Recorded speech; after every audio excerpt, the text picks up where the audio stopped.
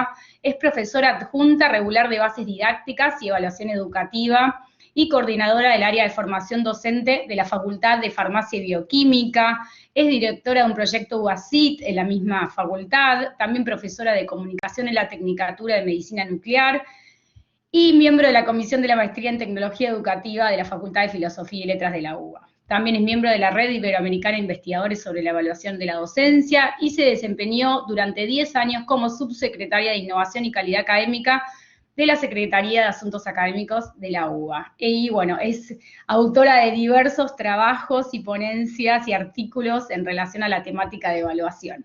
Así que le damos la bienvenida a Marilina, muchas gracias por estar acá con nosotros. Y ahora sí le voy a dar la palabra a ella.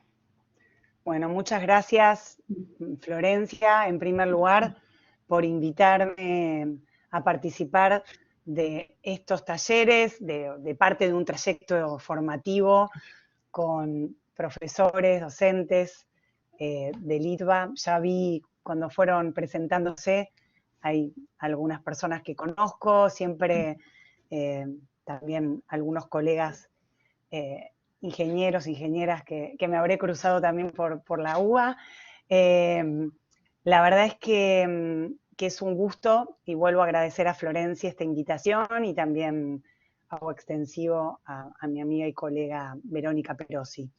La verdad es que la temática de la evaluación es una temática, como bien presentó Florencia, controversial, potente, discutida, y la verdad es que yo durante la pandemia, sobre todo, si bien me dedico a la investigación sobre el tema de la innovación, la evaluación, las tecnologías digitales, en algún punto la pandemia fue como para todos, ¿no? Como un postdoc de intensivo, cada uno en los temas en los que se desarrolla, ¿no?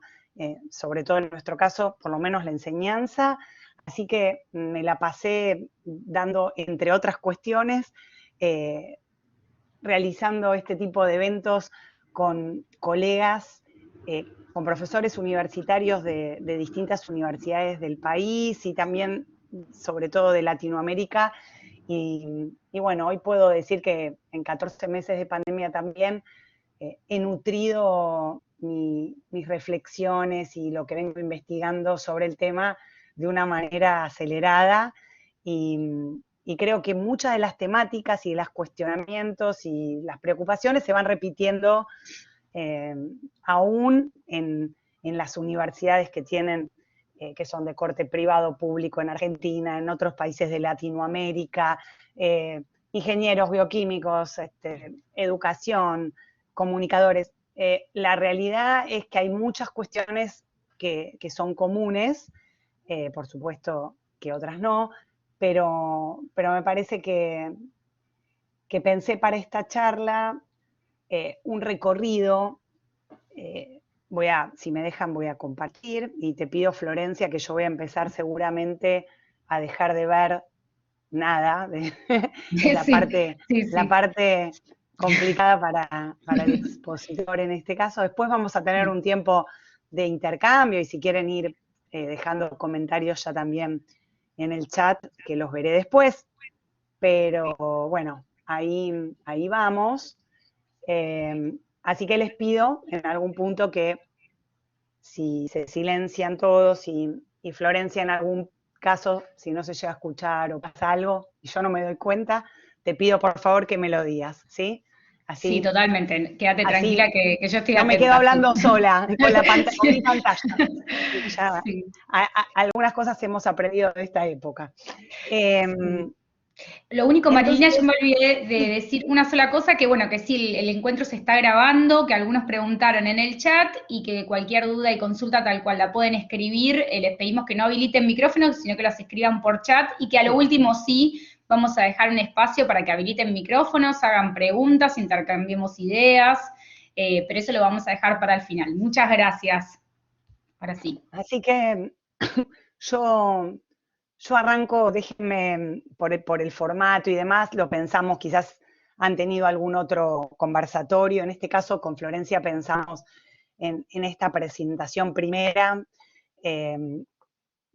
creo que me permite un poquito la presentación discutir, más allá de que sea a cargo mío, discutir de modo reflexivo también algunas de las inquietudes que recibí del equipo del ITBA respecto de lo que ustedes también se cuestionan, se preguntan, y permítanme retomar esto por ahí también teóricamente para poder después volver a algunas cuestiones concretas y seguramente tirarles algunas, provocarlos con situaciones y con reflexiones que les permitan después abordar los talleres y las cuestiones más que tienen que ver más con los contenidos específicos de ustedes y con cómo en el ITBA vienen y van a abordar la temática de la evaluación de aprendizajes concretamente.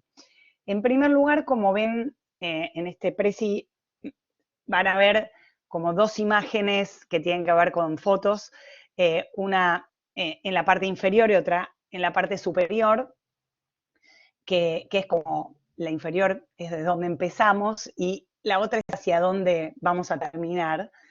En las dos hay alumnos, alumnas, se ven. Una es una foto, la primera, de una muestra que yo había visitado en el Malva poco tiempo antes de que iniciara la pandemia, y la verdad que la tuve presente resonando mucho tiempo después, y tiene que ver con una foto de una escena estética, de una muestra que se llamó Liminal, eh, donde Dan Cameron, que fue su curador, transmitía esta idea de lo liminal, que es una muestra, o fue una muestra de Ehrlich, donde aparecía una zona en un umbral existente, un poco borrosa, ¿no? Y donde la posición en espacio y tiempo parecía transportarse de un espacio hacia otro, ¿no? De un tiempo hacia otro.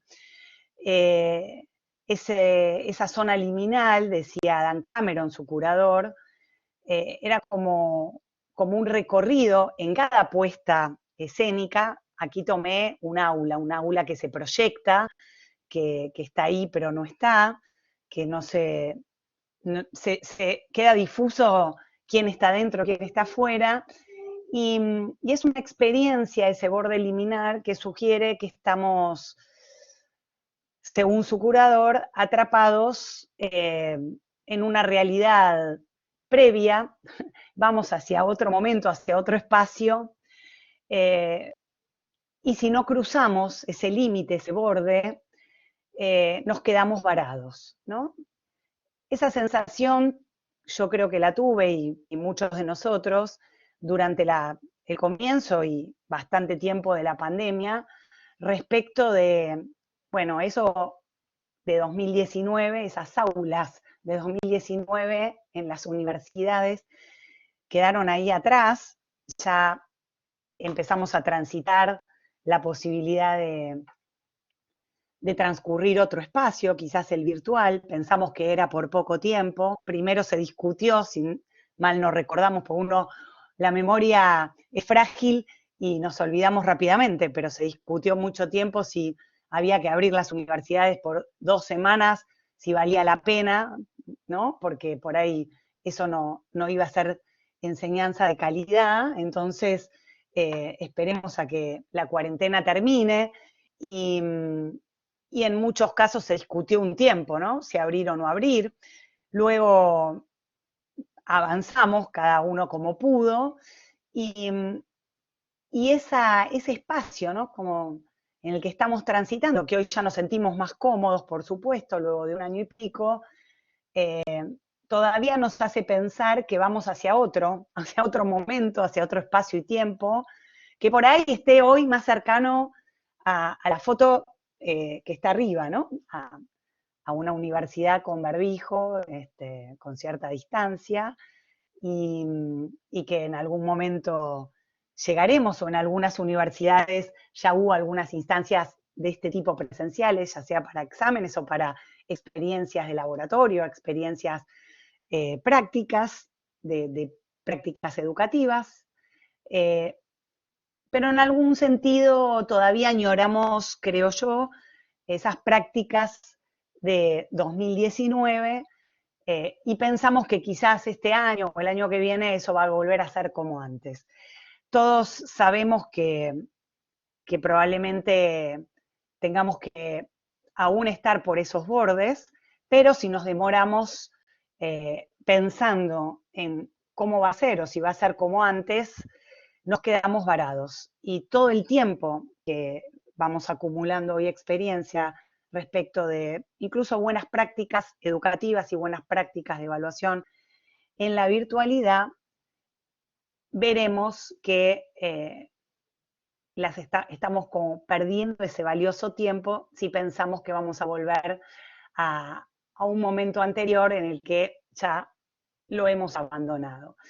Y en ese sentido, porque no puedo dejar de pensar la evaluación sin pensar en las prácticas educativas universitarias en general, voy a tomar algunas pinceladas de frases de autores respecto de la evaluación. Hay mucho por leer, pero no puedo dejar de considerar un historiador de las reformas educativas, que es Larry Cuban. Larry Cuban, sobre todo en las reformas educativas de los 90, solía decir que cuando a la sociedad le pica algo, se rasca en la educación, se rasca en la escuela, se rasca, podríamos decir, en la universidad, ¿no? Cuando algo no se dirime en la esfera pública, en otras cuestiones, en otros aspectos, en otros espacios, la escuela, la universidad debiera resolver esas cuestiones. Yo suelo parafrasear a Cuban, quienes me han escuchado, no es la primera vez que lo traigo a una clase o a alguna conferencia o a alguna reflexión, cuando a la escuela, digo yo, cuando a la universidad le pica algo, se rasca en la evaluación. Es decir, que muchas veces algunas consideraciones respecto de las prácticas educativas van tomando un cariz privado, es decir, van pasando, a veces tenemos complejidades, cosas que no se resuelven en el currículum, en las políticas educativas, en las carreras, en las instituciones, pero cuando tenemos alguna inquietud respecto de la mala formación de nuestros estudiantes, de cómo vienen, de cómo salen, ahí es la evaluación la que rinde cuentas, ¿no? Ese es el aspecto, en algún punto, que también, tomando a otro autor, que es Andy Hargreaves, un especialista en la innovación, en las reformas educativas, también tiene una gran frase que conceptualiza en algún punto algo tan denso conceptualmente que tiene que ver con esta paradoja. La evaluación es el aspecto más vulnerable del trabajo de los profesores, dice Hargreaves, y por eso debe ser protegido, debe ser resguardado. Al mismo tiempo, es la parte más pública del proceso educativo y más visible. En algún punto, hoy podemos pensar que a través de estas ventanas digitales, las clases también han sido más públicas. Se graban, están amplificadas en los hogares o en los lugares de trabajo, y hay otros y otras que los ven. Pero la evaluación históricamente tiene una huella que deja en la trayectoria educativa de los estudiantes, que sus marcas, sus aprobaciones, desaprobaciones, sus calificaciones altas, bajas, medias, van a definir trayectorias educativas diferenciadas para los estudiantes, van a permitir acceder a ciertas credenciales, a ciertas becas, a ciertos lugares laborales, profesiones, en algunos ámbitos también el acceso luego a puestos de trabajo, y en algún punto también las evaluaciones de los estudiantes van a, en alguna medida, implicar decisiones respecto de acreditaciones por parte de carreras, de instituciones, van a tomar cariz público la calidad de una institución respecto de la evaluación y la valoración que se hace de cómo salen los estudiantes cuando se reciben, cuando acreditamos ciertos saberes en determinados plazos. Entonces, la evaluación en algún punto, también varios autores han reconocido que, entre ellos Díaz Barriga, Ángel Díaz Barriga, que es un didacta mexicano contemporáneo, quien ha escrito mucho acerca del currículum y también de los temas de evaluación, suele decir que la evaluación llegó para quedarse, sobre todo, no es porque la evaluación date de estas últimas décadas, pero en términos de políticas de evaluación, desde los 90, sobre todo en nuestras universidades latinoamericanas, esto se ha convertido en un tema de agenda, en un tema de política. Si bien en la época de los 70 el acento se ponía en la planificación educativa, en los 90 esto viró a la evaluación. La evaluación se convierte en, bueno, política pública de Estado, y eso también tiene repercusiones para la valoración de los aprendizajes. Por eso quizás esta imagen sobre el cuadro de Van Gogh, que me permite pensar en esa noche estrellada donde las barcas llegan a la orilla y no dan señales por el momento de partida. Acá haría una analogía sencilla, pero pensemos que por el momento la evaluación no da señales de partida y la pandemia lamentablemente tampoco. Otros referentes teóricos me permiten también generar o mostrar la complejidad del tema, ¿sí? En la jerga cotidiana uno dice, uy, la evaluación, ¿no? Sobre esto algo sabemos, sobre esto nos manejamos, pero con la evaluación, y ya lo dijo Florencia al comienzo, tenemos dificultad, tenemos que ver qué hacemos. Pareciera que en los otros temas está como, no sé, pareciera, no lo es, pero pareciera más sencillo ponerse de acuerdo. Con la evaluación se vienen las dificultades. Algunos de las referentes que mencioné muestran por qué es tan complejo resolver la evaluación. Tampoco es imposible, quiero decir, pero las tensiones de la evaluación la mencionan muchos autores. Philippe Perrenot, que es un sociólogo de la educación y que trabaja también el tema evaluativo, suele decir que la evaluación siempre se halla entre dos lógicas: regular para los aprendizajes, para informar acerca de cómo los estudiantes comprenden, aprenden, construyen sus conocimientos en una disciplina, en una carrera, y la acreditación, la certificación. Florencia lo planteó muy sencillamente al comienzo, yo le doy una vuelta teórica, entre otros autores, Perrenot plantea eso, ¿no? Siempre estamos en esa tensión sobre evalúo más para la acreditación, evalúo más para, si quieren, lo formativo. Y mi maestra que me ha enseñado casi todo lo que sé sobre evaluación y me dio un marco de pensamiento sobre cómo reflexionar y cómo pensar acerca de resolver el complejo problema de la evaluación. Edith Litwin decía que la centralidad de la evaluación en lo que los didactas llamamos la agenda clásica, ¿no? que tuvo que ver con una agenda más preocupada por resolver el tema de la aprobación, la acreditación de los saberes, se fue convirtiendo en central por una patología, ¿no? O sea, las enfermedades no tienen que ver solo con el COVID en este momento, sino que también en la evaluación, decía Edith, las prácticas se fueron estructurando en función de ser estímulo para el aprendizaje, ¿no? Entre que los docentes centralizan y dicen esto va para el parcial, esto va para el final, esto no es importante y no lo tomamos.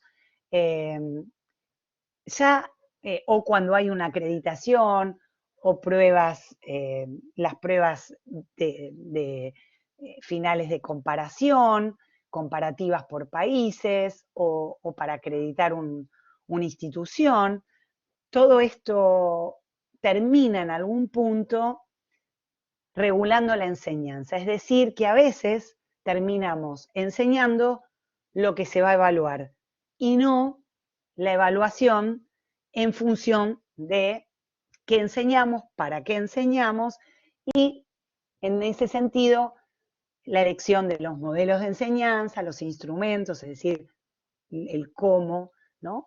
Cuando antes hablaba Florencia hoy de las herramientas tecnológicas, además de los instrumentos concretos de evaluación, que son tan importantes para definir una propuesta evaluativa, un programa de evaluación en una carrera, en una cátedra, en una materia, en un departamento, primero diríamos, deberíamos plantearnos en algún punto el para qué de la evaluación, ¿no? La evaluación que busca recuperar un sentido educativo. Entonces, si retomamos la idea clásica de la evaluación, en una agenda clásica, la evaluación estaba centrada muy a imagen y semejanza de las teorías o los enfoques objetivos o a imagen de las ciencias físico-naturales, en la medición, en la comprobación, en el control. Bueno, muchos de ustedes entiendo que a lo que se dedican son cuestiones centrales, ¿no? Para sus disciplinas. Bueno, para la evaluación también es importante.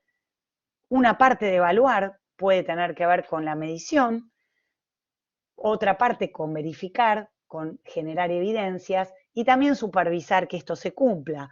Sin embargo, nosotros, entendiendo que la evaluación es una actividad humana, que también veremos que tiene que ver con una actividad que se desarrolla de una manera o debiera desarrollarse de una manera ética, en algún punto se refiere a que la evaluación solamente si se centra en la medición, la comprobación y el control, para nosotros, no solo para mí, sino para algunos autores, es una evaluación que no evalúa. Es decir, que es insuficiente pensar que la evaluación solamente mida, ¿no? Es como decir, bueno, mido, ¿y mido para qué? ¿Qué hago con ese valor, con ese número, con eso que deviene de esa medición? ¿Cómo tomo decisiones? ¿Cómo juzgo el valor? Esto no es caprichoso lo que estoy diciendo, sino que realmente medir, poner un termómetro para medir la fiebre y decir, bueno, sí, tengo fiebre, ¿no? Ahora bien, ¿qué hago con eso? ¿Qué significa? La evaluación, en un sentido amplio, es mucho más que medir, comprobar y controlar. Por eso entendemos que la evaluación no es un tema ni sencillo, ni que solo basta con medir. En algún sentido, pensamos que, sobre todo en este momento, y ya iría hacia la idea de una nueva agenda en la didáctica, recuperar ese sentido educativo de la evaluación tiene que ver con pensar la evaluación en función del para qué, en función de las finalidades. Muchas veces estamos tan preocupados por los instrumentos que olvidamos el sentido, ¿no? De para qué enseñamos, para qué perfil profesional y académico dictamos nuestras carreras. A veces se pasan a definir modelos, enfoques de evaluación, sin discutir ese sentido educativo. Hay muchísimos instrumentos y modelos, entonces saltar ese debate conceptual es una omisión significativa. Se habla mucho hoy ya se popularizó la evaluación formativa. Antes era un concepto que por ahí no se conocía tanto, sí en el ámbito educativo, pero hoy se habla de la retroalimentación, de la evaluación formativa, de una manera, como digo, popular. Tampoco se va a las fuentes. Fíjense que Michael Scriven, contemporáneo, ya desde 1967 había acuñado el concepto de evaluación formativa. Por supuesto que él lo encaró también más enfocado a la evaluación de programas y proyectos en el sentido de pensar evaluación diagnóstica, formativa, sumativa, no solo formativa, y en algún punto pensar la evaluación para la mejora es un rasgo sustantivo, diría Edith Litwin, de lo que es la construcción del oficio docente.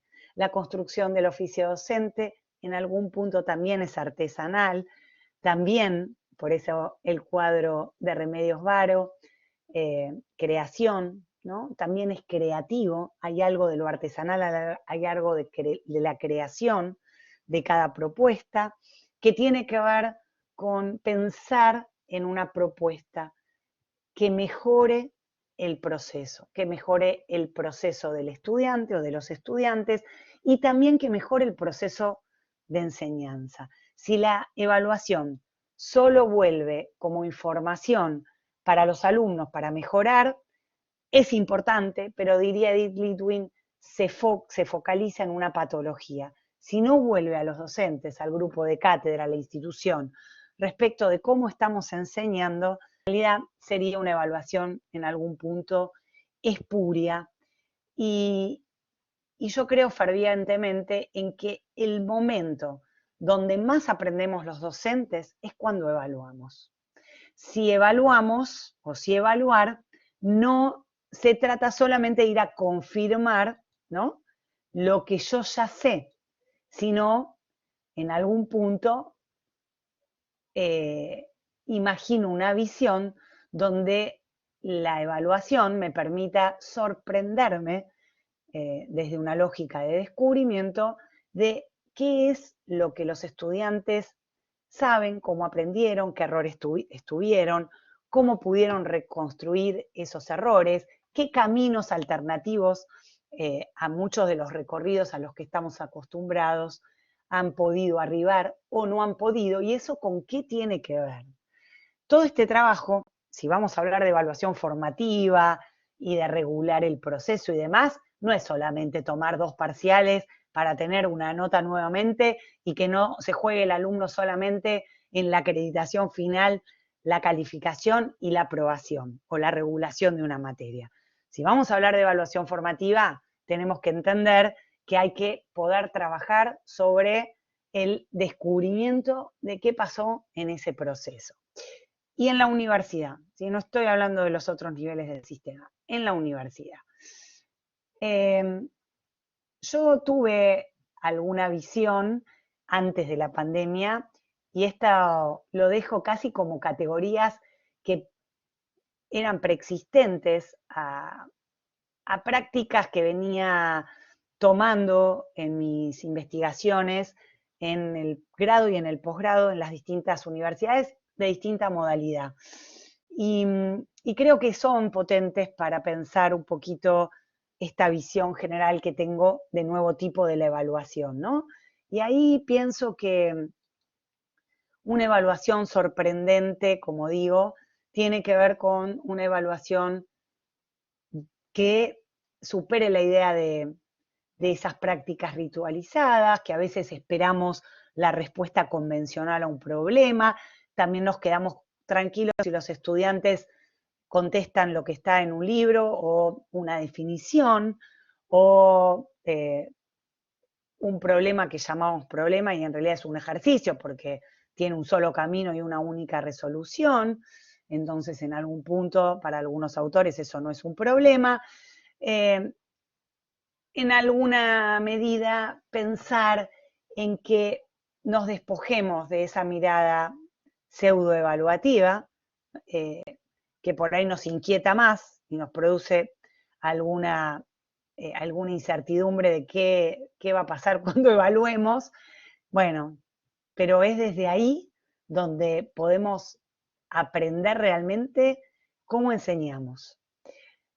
Una evaluación colaborativa tiene que ver con que hoy se habla mucho de la enseñanza, incluso virtual, podemos hacer trabajos conjuntos, podemos a través de Padlet y de muchas otras herramientas poner en común, externalizar los conocimientos de los estudiantes, las producciones, unos aprenden de otros. Es nuestra profesión y hoy la misma pandemia, si bien puede haber rivalidades y discusiones, la vamos a poder sortear y superar en la medida en que los países, los laboratorios, las distintas profesiones pueden contribuir al camino recorrido de unos para que los otros ya puedan construir desde el tercer o cuarto escalón, ¿no? No volver otra vez al primer escalón y empezar de cero nuevamente. En este sentido, a veces pareciera que en la evaluación esto queda trunco, ¿no? Otra vez volvemos a las evaluaciones de lápiz y papel o en soledad y donde tenemos que volver a comprobar que todo lo que el alumno sabe o la alumna está en las cabezas de cada uno y de cada una. Yo apelo a una evaluación invisible también en muchos casos. Una evaluación invisible quiere decir que la evaluación está, no se ve pero está. Y en ese sentido, y sobre todo en esta época, que tenemos que dejar más tiempo a sortear los recorridos de la enseñanza, porque priorizamos saberes, porque tuvimos que readaptar programas, porque todo no se pudo dar o no se puede dar con la misma profundidad que en los tiempos y en las condiciones que teníamos antes. Entonces, yo considero que la evaluación puede estar ligada a esos ejercicios, esas actividades que se van jugando en el proceso y en la regulación de las materias. Creo que esas mismas actividades, esos mismos ejercicios, esas mismas producciones que en el día a día les ofrecemos a nuestros estudiantes, también pueden ser documentadas de alguna manera para considerar buenas evaluaciones de proceso y también de regularización de la materia. Y por supuesto, en esa visión que tengo de la evaluación, no podemos dejar de pensar que también hay una parte pública de este proceso. Como dije al comienzo, la evaluación es pública, es constitutivo de la evaluación y la externalización, hacer público lo privado, es una parte muy importante de ese proceso. ¿Cómo lo vamos a hacer público? Bueno, hoy, como dije, los campus, las herramientas tecnológicas, nos ofrecen un montón de posibilidades de que esto trascienda las paredes del aula, las paredes virtuales, las paredes físicas, pero no podemos dejar de considerar que hoy los trabajos y los ejercicios y las construcciones, los proyectos de los estudiantes pueden ser valorados y juzgados por la cátedra, por ahí para la acreditación, pero para la valoración del proceso también pueden ser juzgados por otros estudiantes, por otros actores de la comunidad más amplia, de la comunidad disciplinar, de otras universidades, y me parece que es al revés, un momento de oportunidad para exacerbar esa función pública en el buen sentido de la evaluación. Entonces, yo apelé, ¿no?, a la idea de una agenda colaborativa en este tiempo, no desde el comienzo de la pandemia, pero como digo, me di cuenta que veníamos teniendo situaciones que se iban, o sea, recurrencias, ¿no?, situaciones que se iban dando comunes en muchas universidades y en muchos grupos docentes, y en algún punto podíamos compartir saberes, cuestiones que vamos reafirmando en cuanto nos va yendo bien, otras en las que nos equivocamos y que tenemos que desechar. Y por otro lado, también arraigarnos o agarrarnos también de las buenas tradiciones en la enseñanza y en la evaluación de nuestras disciplinas, pero también no ignorar cuestiones de lo nuevo, ¿no? De toda esta situación en la que estamos viviendo y pareciera que vuelve a surgir algún tema y volvemos a discutir si hay que evaluar o no evaluar, ¿no? Es como volvemos sobre discusiones que ya tienen un siglo de discusión y que las tenemos superadas. Por ahí habrá que ver cómo las ayornamos, qué herramientas tenemos, qué nuevos modelos, pero en algún punto hemos construido, fíjense que al comienzo de esta pandemia había algunos de estos conceptos, si quieren, en muchos casos, o de estas herramientas que la teoría evaluativa ya las tenía construidas, pero a medida que fue pasando este año y pico y fui discutiendo con muchos docentes en talleres y seminarios, fui como esta pizarra, esta pantalla la fui llenando, ¿no? La fui como construyendo. Así como hoy la ven, podríamos seguir incorporando, pero fui discutiendo en algún punto que si bien el acceso técnico a las tecnologías digitales era un tema, bueno, hoy de esta manera y como vamos a seguir, no puede ser un tema, ¿no? Todavía que los estudiantes o las universidades tengan dificultades aún en el acceso, porque no podemos plantear una evaluación si va a ser sincrónica o va a ser asincrónica o va a ser mixta, si tenemos todavía dificultad en el acceso de los estudiantes a las tecnologías. Ahí hay una serie de criterios que no voy hoy a desarrollar, pero que tienen en algún caso, como dije, décadas de teoría en la evaluación que podemos tomar como referentes, ¿no? El requisito de significatividad, representatividad, diferenciación cognitiva son constitutivos de la teoría de la evaluación. Cualquier herramienta, cualquier modelo o programa que elijamos tiene que poder cumplir la significatividad lógica de la disciplina, tenemos que poder tomar cuestiones representativas de lo que enseñamos, tenemos que apelar a la diferenciación cognitiva en la evaluación, o sea, apuntar a diferentes capacidades cognitivas, no tomar siempre memoria, siempre resolución de problemas o únicamente, ¿no? Tenemos que poder tener un abanico de criterios en relación a la evaluación. Los criterios, cuando se habla de evaluación hoy formativa, de retroalimentación formativa en algún caso, bueno, se habla de criterios, se piensa en que la discusión en las cátedras, en los departamentos, tiene que ser criterial para que deje de ser misteriosa, ¿no? Esta cuestión a veces que se pensaba de la evaluación, los estudiantes pensando, ¿qué me va a tomar? ¿Qué me va a evaluar? La materia la voy sorteando, pero no sé por dónde se va a venir con la evaluación. Y mucho tiempo a veces a los estudiantes les lleva de construir desde su oficio de estudiante qué es lo que el otro va a tener en cuenta cuando evalúe.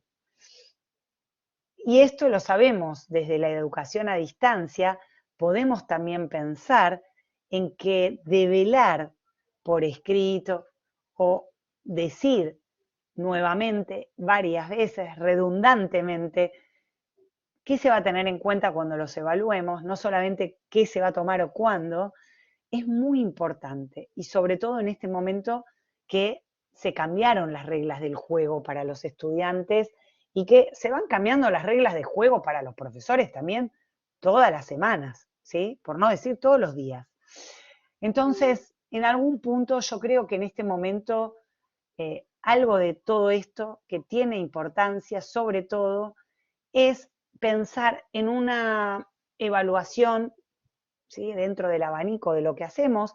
A veces podemos apelar a cosas nuevas, pero también a las que hacíamos bien y no teníamos problema en llevarlas adelante. También tenemos que poder considerar que hoy por hoy así como las instancias de acreditación son importantes, aún aunque pareciera que en algún momento se discutió eso, por ahí sí tenemos como el permiso de que la acreditación está demorada o podemos tener ciertos permisos para que no esté tan centrado el tema solo en la acreditación de los saberes.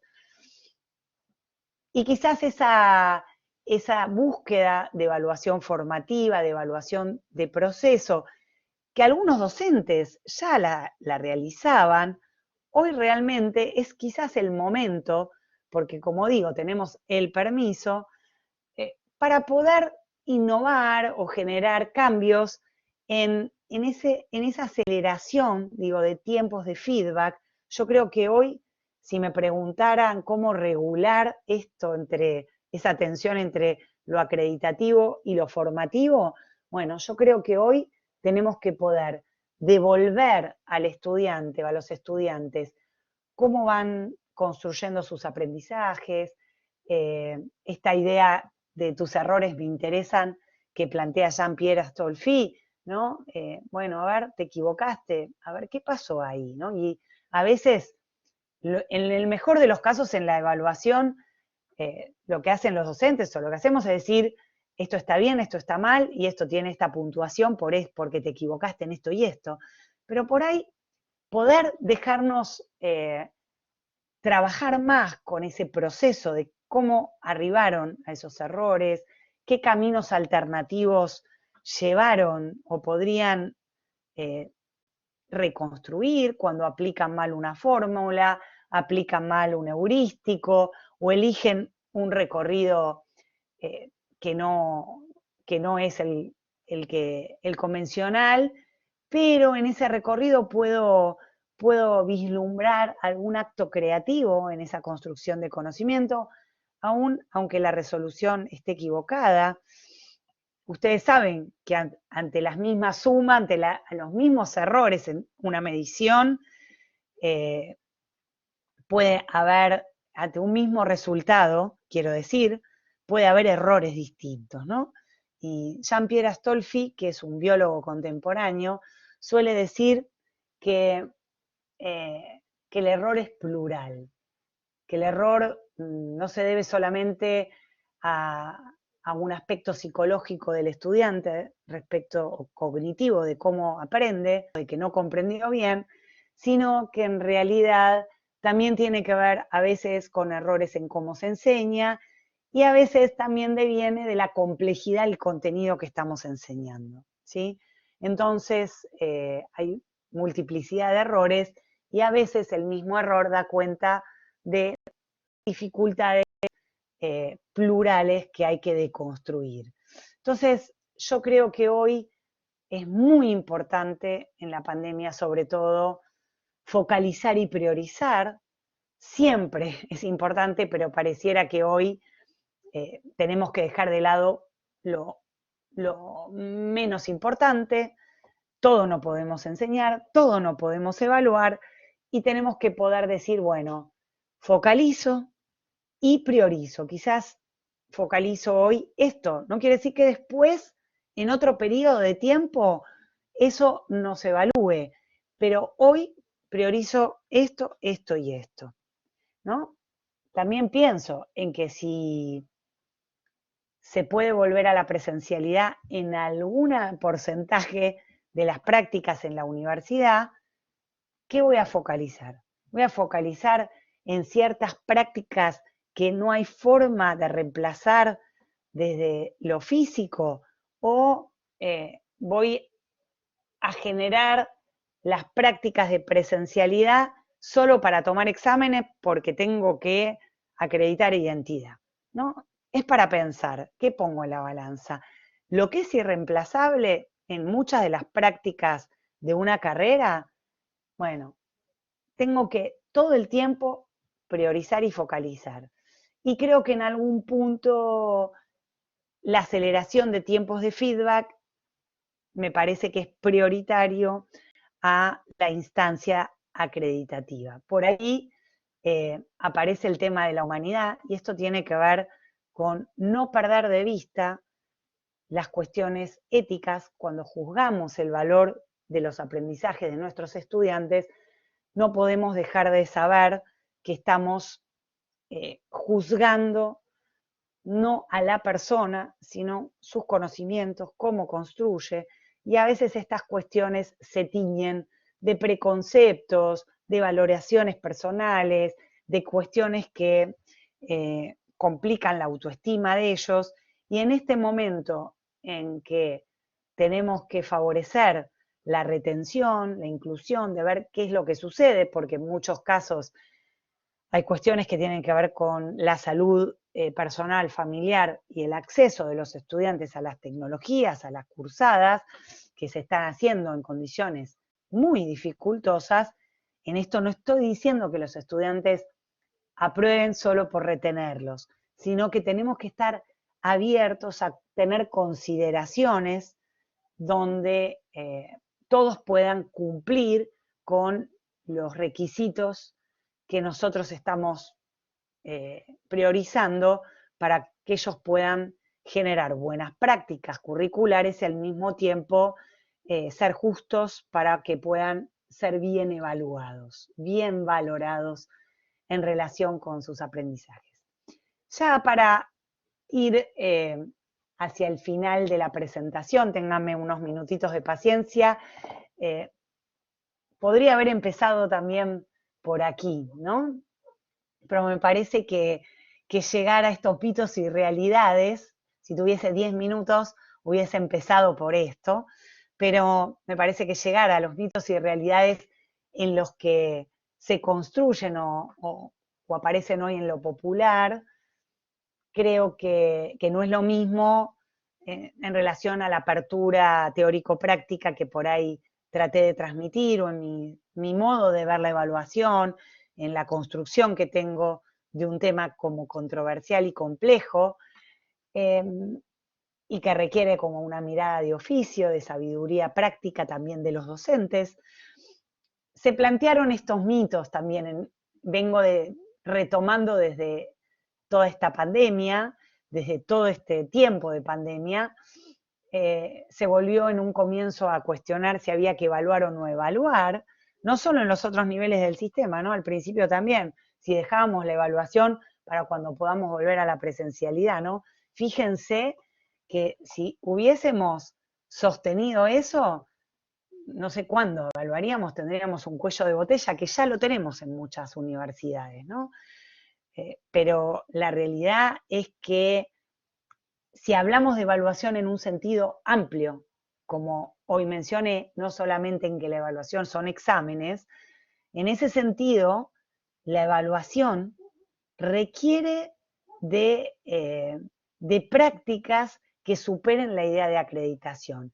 Entonces, pensar que no hay que evaluar tira por la borda un siglo de teoría evaluativa, ¿no? Y hay un siglo donde se entendió que parte del proceso educativo es la evaluación.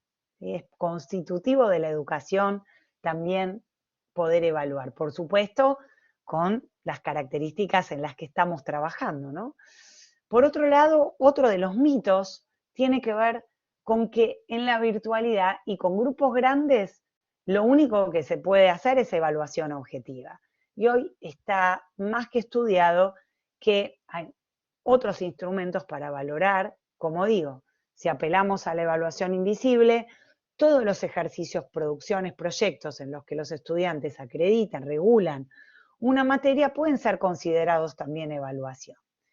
No podemos evaluar en forma remota porque no podemos autenticar la identidad. Está más que comprobado que hay sistemas, no solo los de alta confianza, que son los de Proctoring, y que por ahí hay que probarlos y son en algunos casos caros, pero la realidad es que hay alta, media y baja confianza para poder pensar en distintos instrumentos que garantizan, autentican la identidad de los estudiantes remotamente.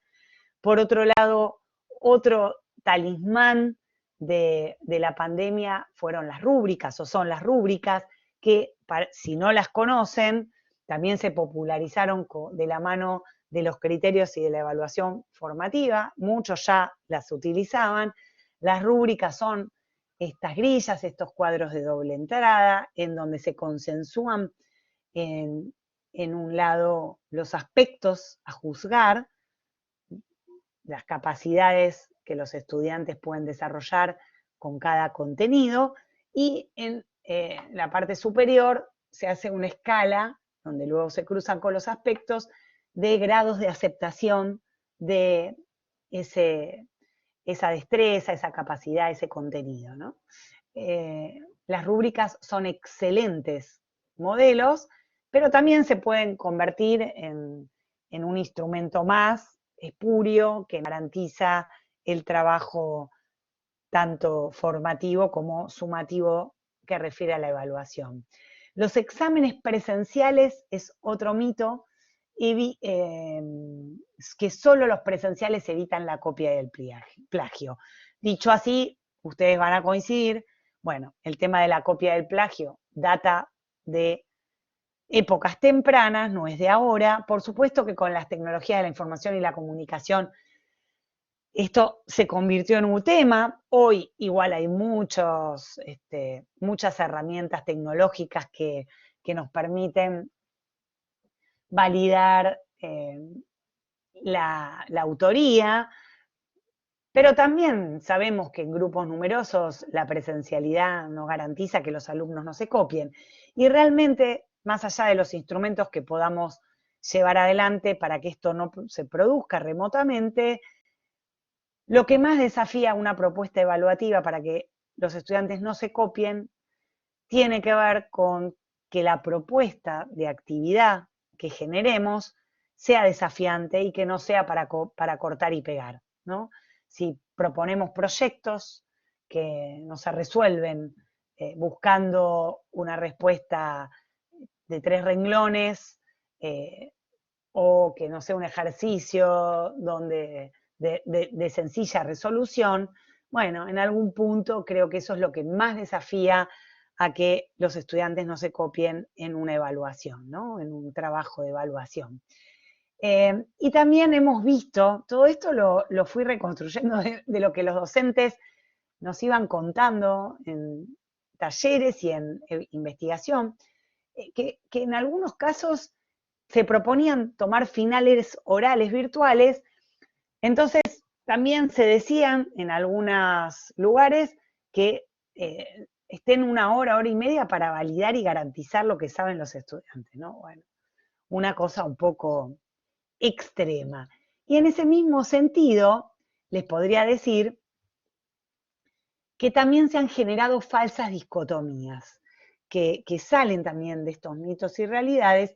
Estas falsas dicotomías me permiten ya, como digo, podría también haber empezado por aquí, y acá voy a una recurrencia que esta foto de las manos de Escher me permiten en algún punto pensar en recurrencias que se sostienen y que se repiten. Vuelven a aparecer los versus, no las continuidades. Presencial virtual, evaluatitis, evaluofobia, sincrónico, asincrónico, lo formativo versus lo sumativo, la regularización versus la acreditación, la tradición versus la innovación. De cada uno podríamos hablar horas, pero fíjense que cada nuevo tema de evaluación, cada nuevo tema de decisión de política educativa, hoy o mañana vamos a volver a escuchar nuevas decisiones en relación al sistema, o a los distintos niveles del sistema en materia de educación. Vamos a volver a escuchar si lo presencial y lo virtual, si es mejor, si es peor, si hay que hacer virtual, si hay que hacer presencial. Yo a veces me cuesta creer que se vuelva al versus, ¿no? Y no podamos como superar la idea de que si es bueno o malo, el tema es la presencia puede estar, la buena presencia educativa, la buena presencia en términos de evaluación puede estar en la virtualidad, una buena propuesta puede ser virtual y puede ser de mala calidad, y también en la presencialidad tenemos buenas y malas propuestas. Creo que tampoco se trata de que haya evaluación todo el tiempo o no haya nada de evaluación, se busque sincronicidad o asincronicidad.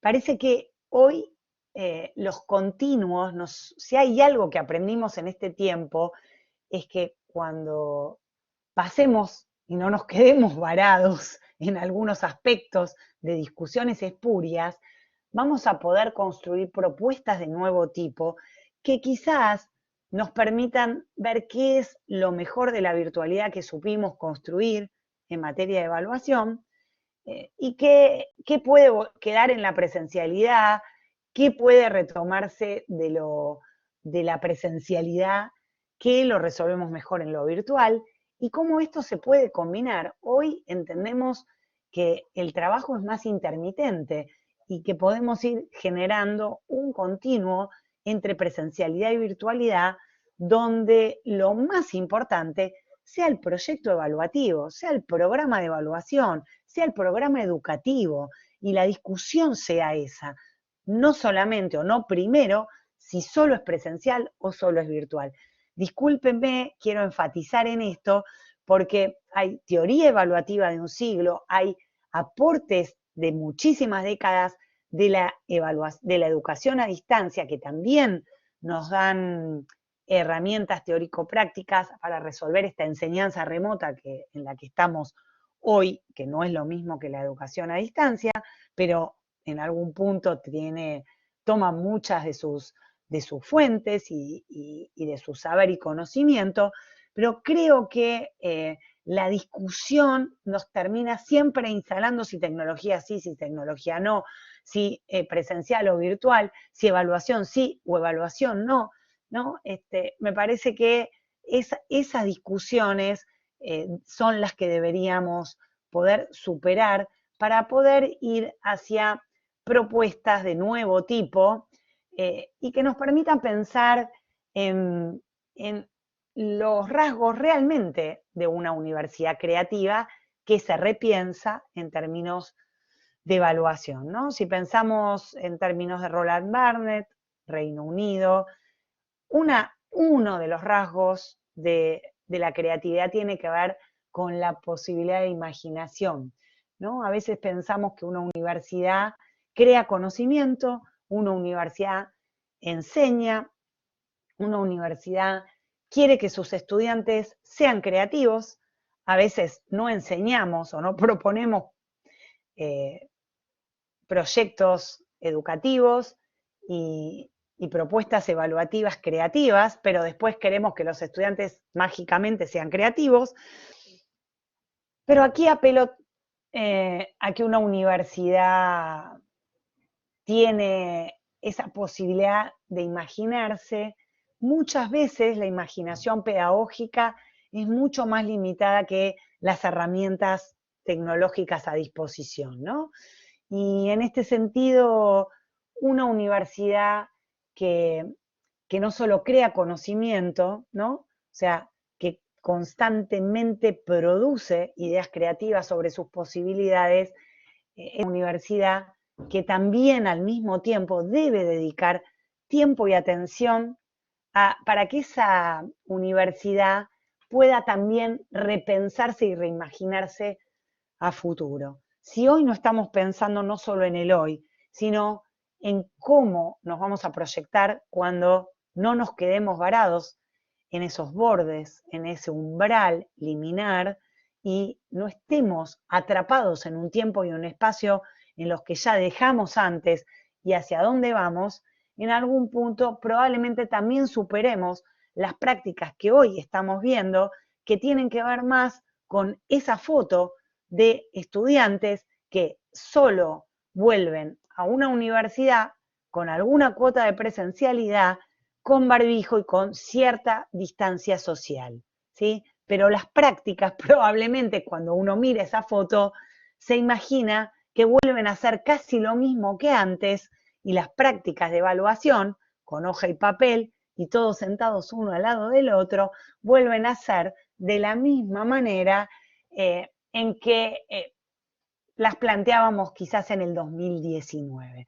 Entonces, pensar en que una función, sobre todo de creación y de construcción de oficio, tiene que ver con la recuperación del sentido educativo de la evaluación, y para generar evaluaciones de nuevo tipo, también tenemos que poder pensar en colaboración entre todos y todas y entender que hacia donde vamos no debiera ser el mismo lugar del cual partimos en este momento en el que estamos atravesando. Bueno, hasta aquí espero que hayan podido seguirme, espero que les haya resultado no tan largo y tedioso, sino que esto les haya promovido por lo menos algo para pensar, para discutir, y ahora yo ya dejo de compartir esta presentación, ¿sí? Y me remito a... Ahí, Marilina, estoy viendo, sí, la verdad que ahí les iba a decir, si quieren habilitar micrófono, también pueden habilitar cámara. Hubo dos cuestiones que salieron en el chat, que si querés te las menciono, pero tal vez los propios, los que hicieron la pregunta, si se animan a habilitar micrófono y tal vez hacer una pregunta al respecto, lo pueden hacer, que tienen que ver más con el tema de la acreditación, como que el tema es el foco está puesto, digamos, en la universidad en acreditar saberes, eso mencionan. Entonces hicieron una pregunta en relación a si permitirían que alguien lo opere del corazón si nunca fue evaluado en su carrera de médico cirujano. Tal vez alguno se anima a ampliar un poco la pregunta. Sí, es un clásico que siempre, Sí, siempre surge también, ¿no? Por supuesto, claro, por supuesto. sí, Bueno, perdón, sí. ¿dejé de compartir o no? Sí, sí, ya dejaste de Bien. compartir, No, así no, que por las dudas no, mm, estaba con eso, ahora voy a mirar un poquito sí, voy a ver si alguno más se el anima. chat. Hmm, están todos como medio. Ahí lo leo, Sí, perdón, ¿eh? sí, sí, Voy a tomar sí, un poquito de agua, una sí, hora, sí. así que si alguien quiere, ahí los leo. A ver si alguno se anima, si alguno quiere abrir micrófono, tal vez compartir alguna idea que le surgió o preguntas. A ver, Sí, o algún comentario, ¿no? o comentarios, sí.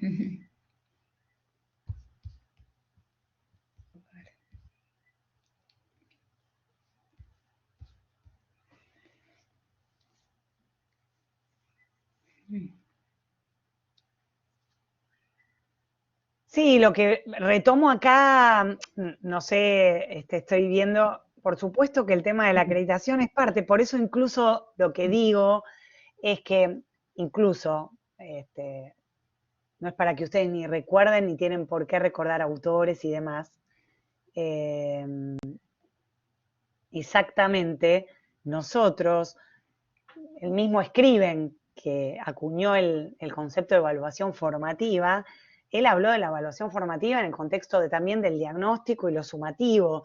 Es decir, que esto va de la mano. El tema acá es que se tensó mucho para el lado de la acreditación y por ahí, en este tiempo, es como que apareció, bueno, ahora hay como un permiso y como que ahora descubrimos la evaluación formativa. En realidad, evaluar, deconstruir errores, trabajar sobre las valoraciones, digo, es como parte hasta de, por eso yo lo ligo como esta idea de lo invisible, eso es casi que es parte del proceso de enseñar, trabajar con el seguimiento. El problema es cuando lo patológico es cuando está solo puesto en el tema de la acreditación solamente, y a veces cuando eso se juega o hacia el final y uno se da cuenta que hubo cuestiones no sabidas, que estamos al final de la cursada y uno dice, uy, me di cuenta ahora que esto no lo entendieron, que esto no lo saben, qué pasó, ¿no? Y aparecen las preguntas como para la cursada que viene quizás.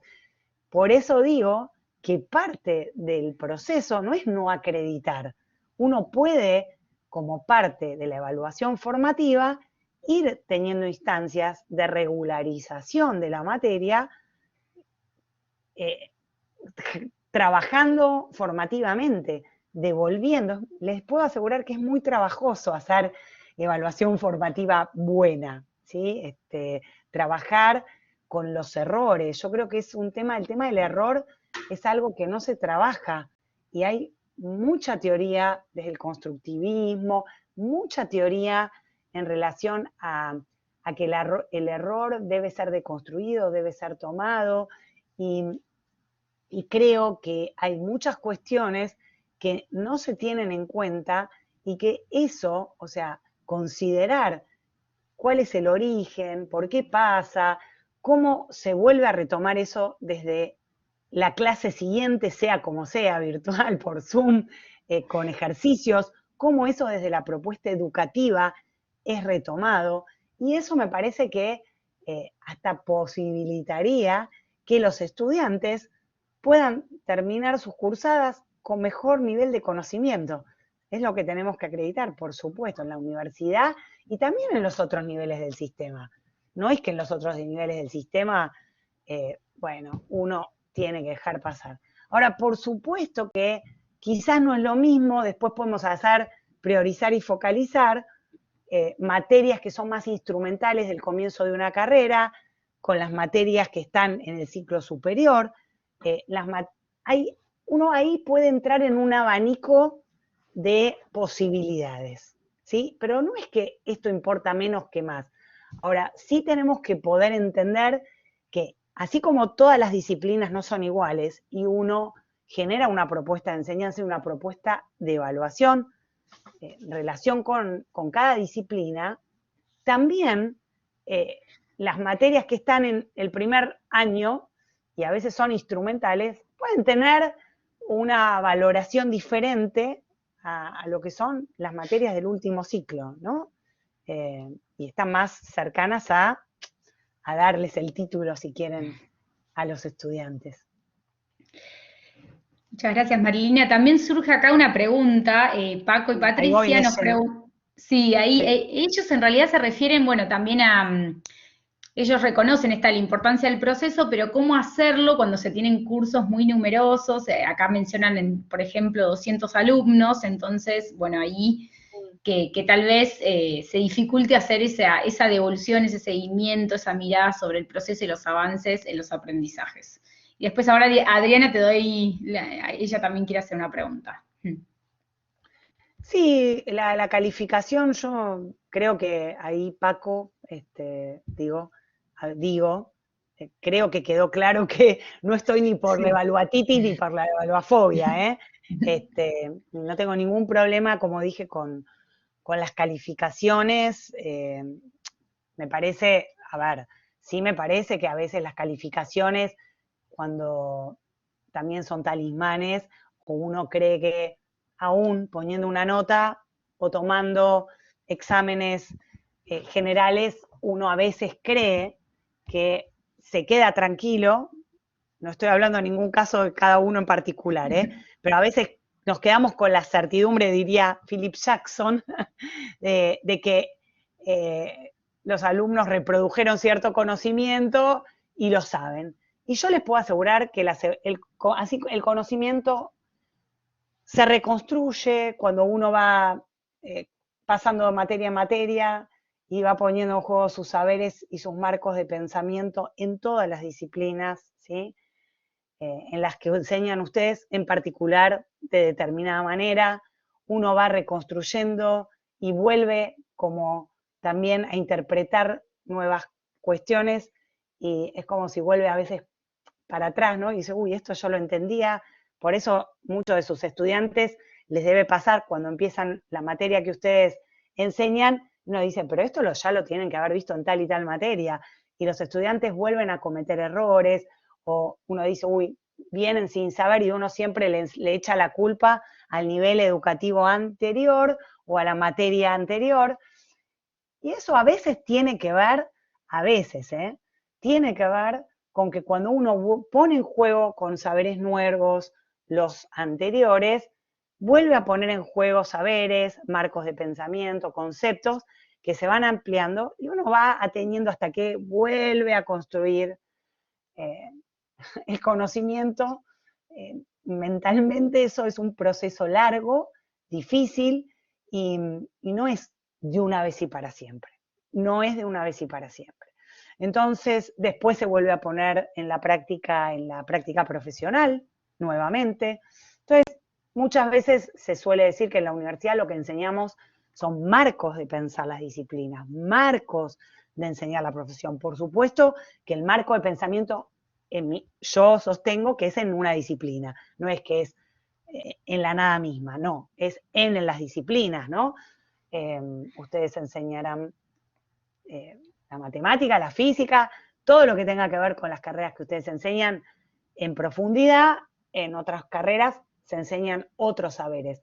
Pero la realidad es que la construcción del conocimiento es compleja y a veces tomando exámenes de acreditación, también nos encontramos con que los alumnos tienen una nota, aprueban, pero a veces no necesariamente eso garantiza que los alumnos saben bien la materia, ¿sí? Y eso podría darles numerosos ejemplos que suelo hacer en los talleres, de investigaciones donde se ve que muchas veces la construcción de la calificación tiene que ver más con saberes subjetivos y preconceptos de los docentes sobre cómo estudian los estudiantes que con el real conocimiento de los estudiantes. Así que lo pongo en duda, también lo pongo en jaque, es provocador lo que les digo por ahí, pero aún acreditando no necesariamente tenemos la garantía 100% de que los alumnos saben la materia. Entonces, si nosotros combinamos lo formativo con lo acreditativo, en algún punto podemos ir reconstruyendo y descubriendo recorridos distintos en los que los estudiantes arriban al conocimiento. Y esto quiere decir que si tienen 200 estudiantes, como ponía ahí un caso, yo les puedo asegurar que vengo de la UBA, entre los programas grandes de gestión que tuve a cargo, era UBA 21, 60.000 estudiantes, así que sé lo que es la masividad, y en algún punto uno puede construir devoluciones grupales. Quizás no en todo es individual, pero uno puede hacer un estudio de evaluación formativa y poder devolver a los estudiantes, miren, encontramos a 200 estudiantes, encontramos que hay 5 tipos de error o 5 tipos de dificultad, unas tienen que ver con esto, otras estos, hay devoluciones generales que pueden hacer los docentes, no necesariamente todo tiene que ser 1 a 1. Vuelvo a pensar en que hay que poder trabajar colaborativamente en la evaluación, en las devoluciones. Se puede hacer evaluación de pares, en externalizar, generar proyectos, se hacen devolución de pares, y esto también genera muchas veces aprender de los otros, y me parece que no necesariamente esto lo tiene que hacer constantemente un docente con la masividad de los estudiantes. A veces los docentes, hay un tipo de error, si les gustó esta idea, también Alicia Camilioni trabaja los errores sistemáticos, los errores no sistemáticos. Nosotros, los que enseñamos nuestra disciplina hace años, sabemos que hay errores sistemáticos. Los no sistemáticos quizás no los podemos conocer, pero hay errores sistemáticos que se repiten. Y uno ya anticipa. Entonces, frente a los errores sistemáticos, hay una propuesta formativa para poder devolver, para poder decir, siempre cuando llegamos acá, el error más común es este. Entonces, trabajar con alguna experiencia, trabajar con casos, en fin. Me parece que hay prácticas muy originales, les puedo decir, en facultades numerosas, conozco casos donde los profesionales de la salud, facultades masivas, reconstruyen carpetas de errores que cometen en las prácticas profesionales, y eso se los anticipan a los estudiantes. Entonces me parece que ahí también hay hasta un compromiso ético de reconocer errores comunes en la práctica profesional de los mismos docentes, ¿no? Entonces me parece que hay distintas maneras creativas también, aún en la masividad, para resolver la evaluación formativa, independientemente de también tomar exámenes, si les parece, de acreditación, donde se califican, donde se ponen una valoración numérica, que es, además, son los programas que tenemos hoy validados, ¿sí? Quizás hablamos en general, pero a veces se dan materias en el final de las carreras en las que tenemos muy pocos estudiantes y que casi los conocemos, y yo hablo con los docentes investigando y me dicen, la verdad que yo suelo tener para los proyectos pocos alumnos, tengo tanta ida y vuelta que ni necesito tomar un examen. Y yo digo, ¿por qué se los tomás? ¿No? Digo, en esos casos. Bueno, porque es la tradición. Digo, hay como un sinnúmero, las materias son distintas, hay cantidad de estudiantes en materias distintos, entonces no en todos tenemos que resolver de la misma manera. Bueno, muchas gracias, Marilina. Hay más preguntas. Por un lado, la primera que había levantado la mano es Adriana. Si querés vos hacer la pregunta directamente. Sí, me encanta. No prendo cámara porque estoy con poca señal, entonces por las dudas no la voy a prender. Más que pregunta, era compartir alguna cuestión. Yo hace unos años doy clase a distancia, hace unos cuantos, cuando todavía no había Zoom y tenía que ir a grabar un estudio de televisión, y de ahí realmente, ¿no? Se aprende mucho. Las cosas que aprendí y que yo cambio el tema de los alumnos copiarse. Yo parto de que todos los alumnos se van a copiar.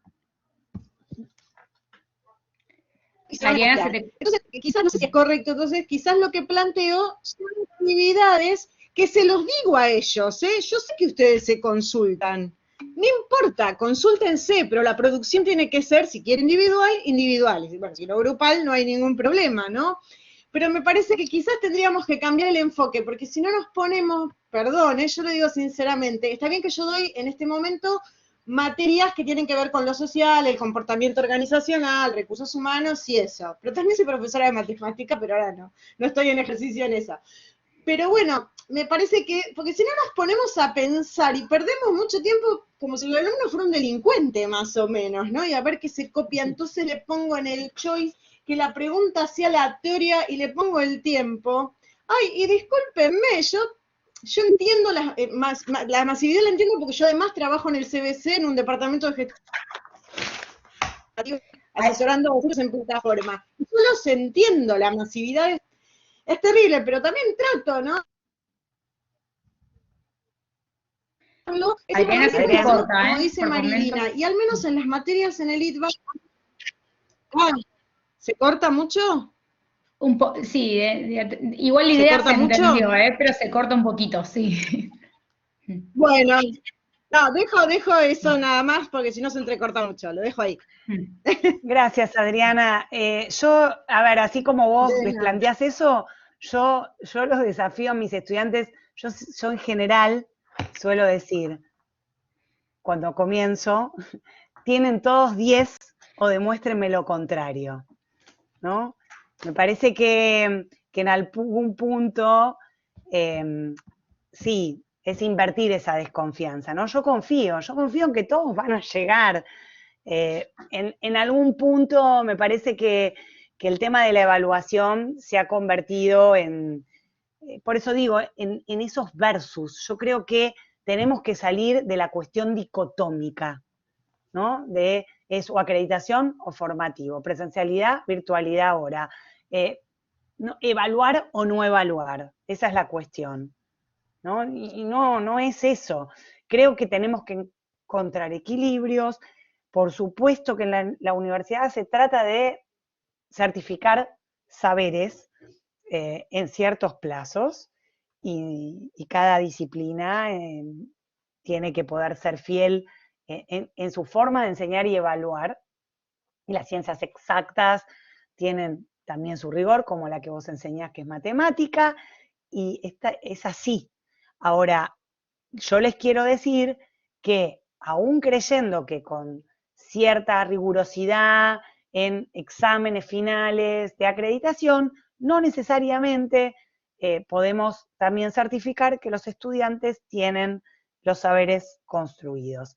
Y esto yo les quiero decir porque lo investigo hace mucho y lo interesante es que cuando vos le planteás a los estudiantes fuera del aula o fuera de la resolución de los ejercicios alguna pregunta que pone en juego las teorías, las leyes, la formulación, los problemas, resuelven de las maneras intuitivas en el área de las ciencias. ¿Sí? Vuelven aún con grado, hay numerosos ejemplos de la física, de las matemáticas, de las ciencias, en fin, donde los estudiantes vuelven a aplicar teorías intuitivas cuando resuelven temas que ponen en juego leyes, fórmulas, etcétera, etcétera. Entonces, si nos preocupa generar profesionales que realmente piensen, que generen comprensión y que la comprensión y el proceso de aprendizaje es parte.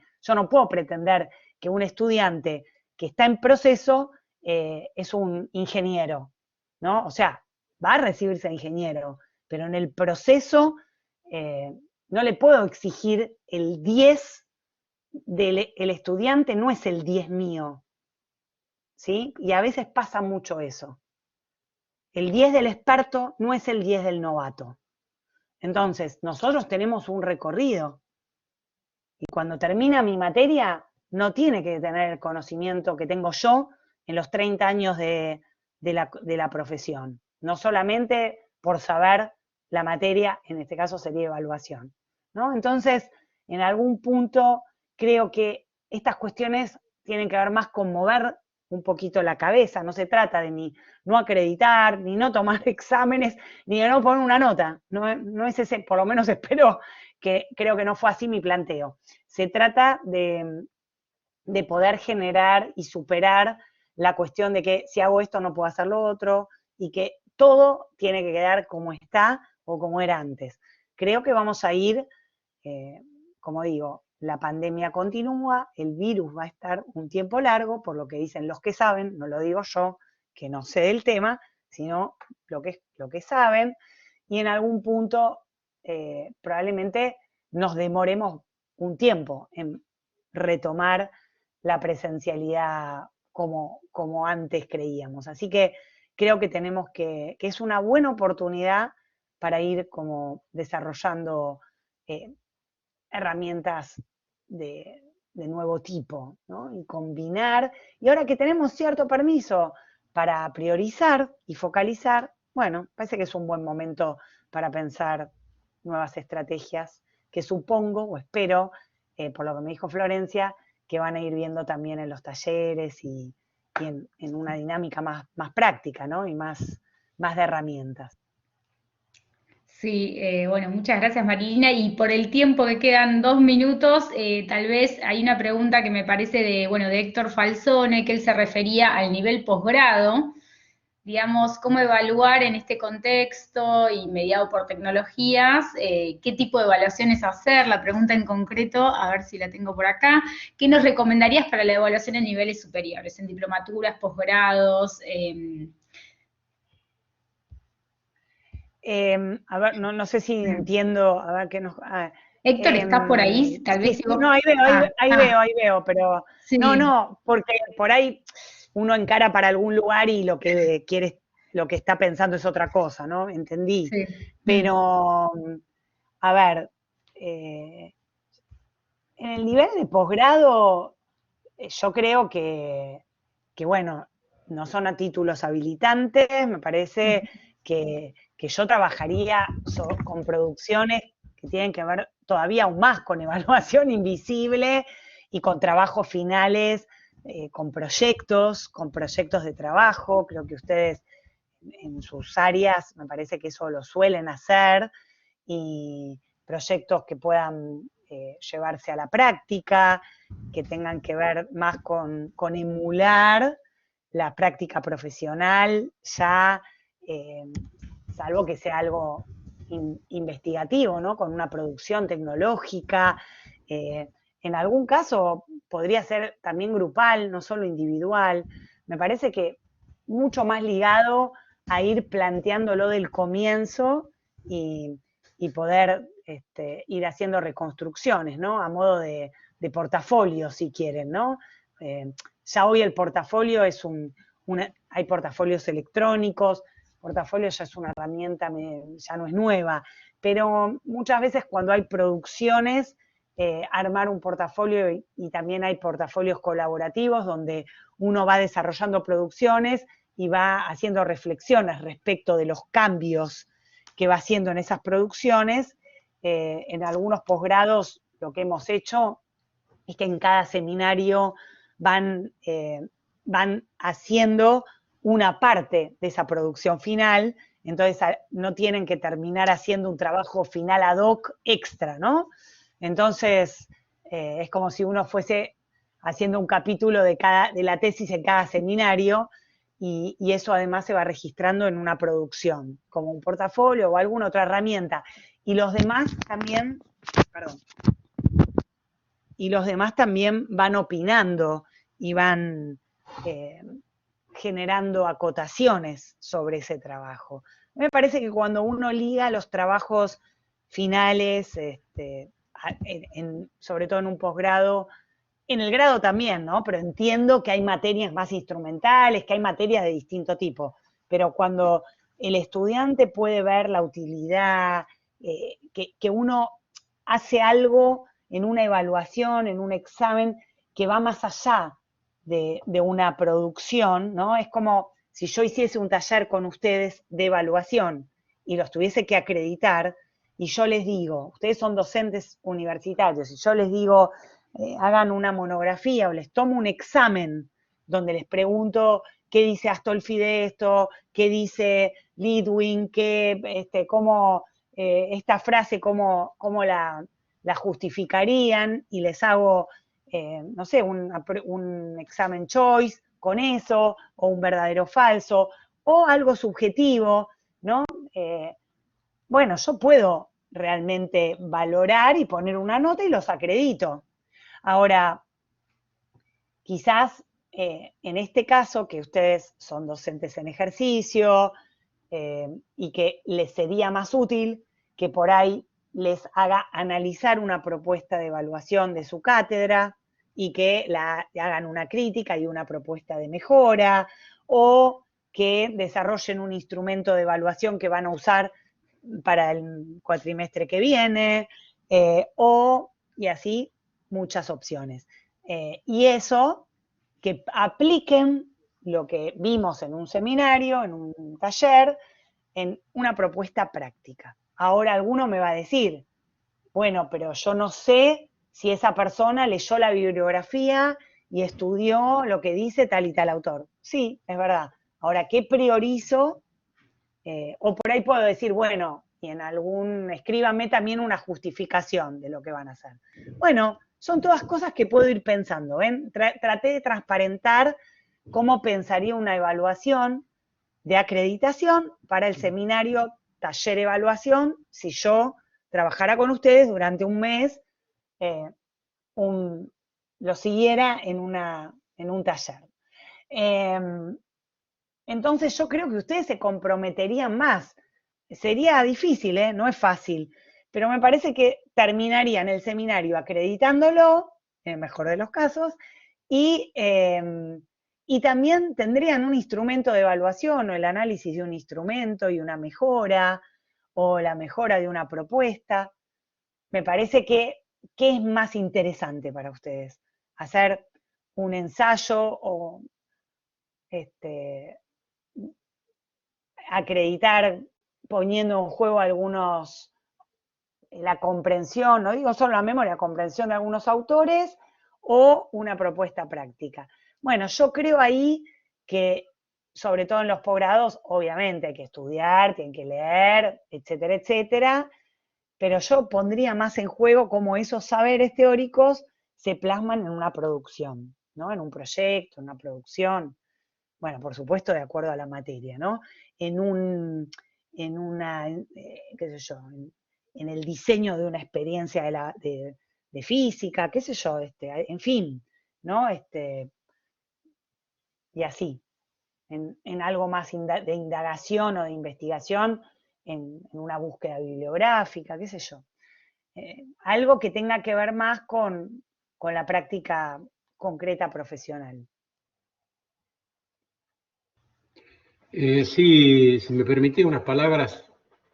¿Cómo no? Sí, Héctor. Sí, a ver, pongo la cámara, aunque la tengo lateral yo porque estoy viendo una pantalla distinta.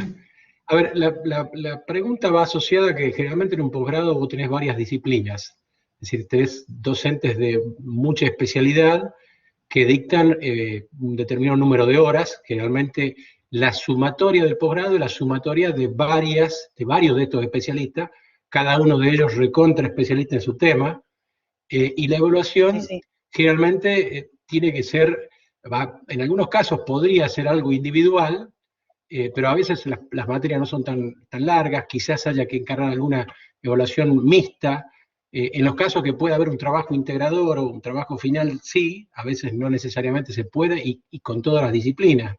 Entonces, ahí es donde está la dificultad de poder hacer una evaluación de todo el paquete, a eso me refería. Si vemos disciplina por disciplina, como vos lo analizaste, creo que sí, que es, y en la medida que la cantidad de horas dedicadas a esa disciplina permitan hacer este tipo de evaluaciones. Generalmente cuando son muchas las horas es fácil, porque va a haber tiempo Sí. para el docente, pero el docente que da 6 horas en un posgrado, y es probable que no tenga tiempo para hacer una cosa de este tipo, digamos, ¿no? ¿Se entiende, no? Te entiendo, Héctor, y lo he visto también en el grado. Esto que mencionás es muy interesante porque, a ver, acá podría hablar bastante y no quiero extenderla, pero hay varias cosas.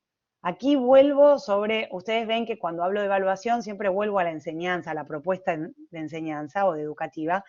¿Por qué? Porque a veces cargamos al problema la evaluación y el problema es de la enseñanza. Cuando les digo en el caso hace 30, entre otros proyectos, en la universidad y vengo de filosofía y letras, pero hace 30 años que asesoro a la Facultad de Farmacia y Bioquímica, así que hay en alguna de las orientaciones y no en el posgrado, hay materias de una clase.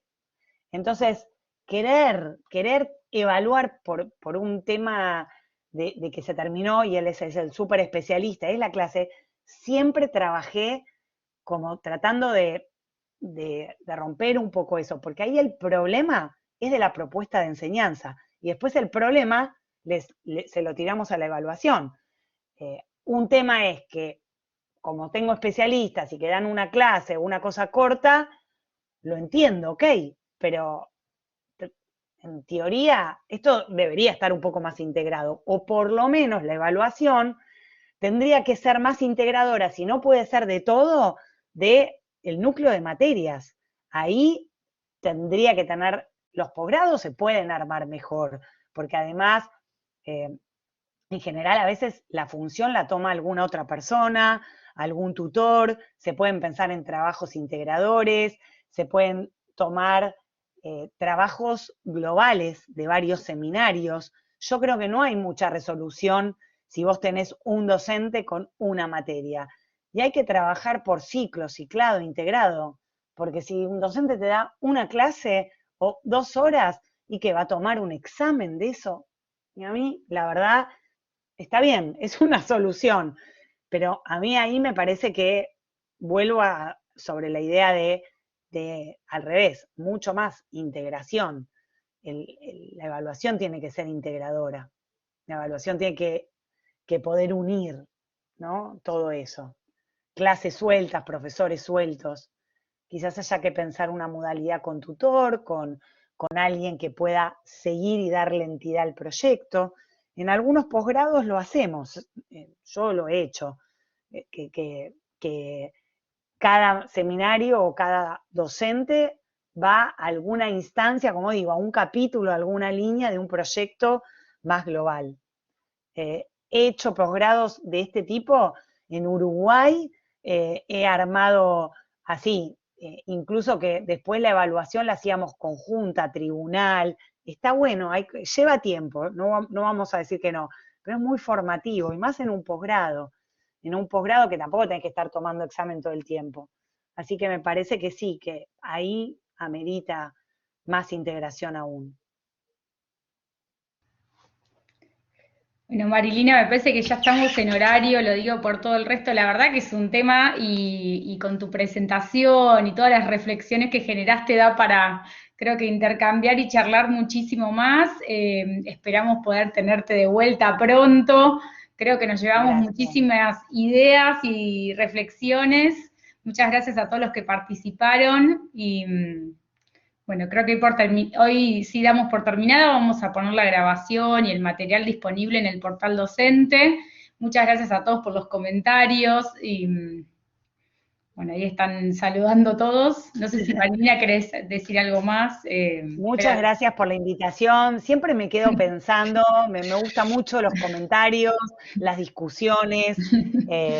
Me gusta muchísimo porque aprendo, me hacen reflexionar, siempre me dan nuevas puntas para seguir pensando. Así que les agradezco muchísimo, muchísimo, y tienen un desafío importante. Así que, Florencia, gracias nuevamente por la invitación y espero que les haya sido valioso, útil, así que seguimos en contacto. Bueno, muchísimas gracias y yo creo que sí, realmente esto creo que es el puntapié para seguir conversando sobre este tema. Y bueno, ahora después sí vamos a poner esto a disposición para todos, así que muchas gracias.